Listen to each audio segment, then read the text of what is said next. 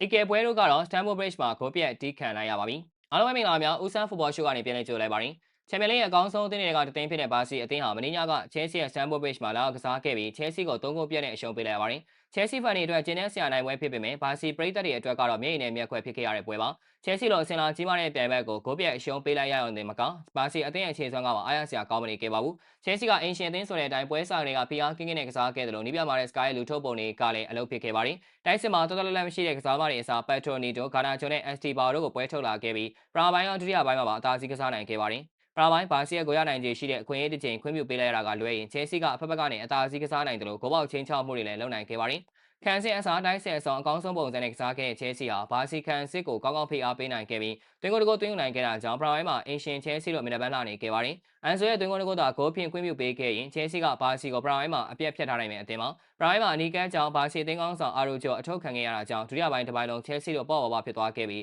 ဘာစီဆိုတာလည်း Chelsea လက်ခုပ်ထဲကရေဖြစ်သွားခဲ့ပါတယ်။ဒါ့အပြင် Esteban ကဘာစီကစားမ2ယောက်ထိလိန်ခေါက်ပြီးအလန်းစားသွင်းကိုသွင်းယူပေးခဲ့တာကြောင့်ပွဲချိန်55မိနစ်မှာဘာစီတို့ပြိုင်ဘက်ရဲ့2ဂိုးအသာနဲ့ဦးဆောင်ခြင်းကိုခံခဲ့ရပါတယ်။နောက်ပိုင်းမှာ Chelsea ကပဲတိုက်စစ်ဆင်မှုတွေဆက်တိုက်လှုပ်လာနိုင်ခဲ့တယ်လို့လူစားဝင်ကစားမဒီလက်ရဲ့သွင်းကိုကြောင့်2ဂိုးပြတ်နဲ့ပွဲသိမ်းနိုင်ခဲ့ပါတယ်။ပြောရရင်ဘာစီကတပွဲလုံး Chelsea ကိုရှင်းမကစားနိုင်ခဲ့ပါဘူး။လာမိုင်းရော်မယ်ကအစလှုပ်မရဖြစ်ခဲ့တယ်လို့ဘာစီရဲ့ကွင်းလယ်ကလည်း Chelsea ကစားမတွေရဲ့ထိန်းချုပ်ကစားပုံကြောင့်အလုံးမဖြစ်ခဲ့ပါဘူး။ဒီပွဲက Chelsea အသင်းအတွက်ထိုက်တန်တဲ့နိုင်ပွဲဖြစ်ခဲ့တယ်လို့ချန်ပီယံလိမှာ Chelsea ကိုရှော့မတွက်တဲ့ကြောင်းတက်တည်ပြသွားခဲ့တဲ့ပွဲလည်းဖြစ်ပါတယ်။အားလုံးကိုကျေးဇူးတင်ပါတယ်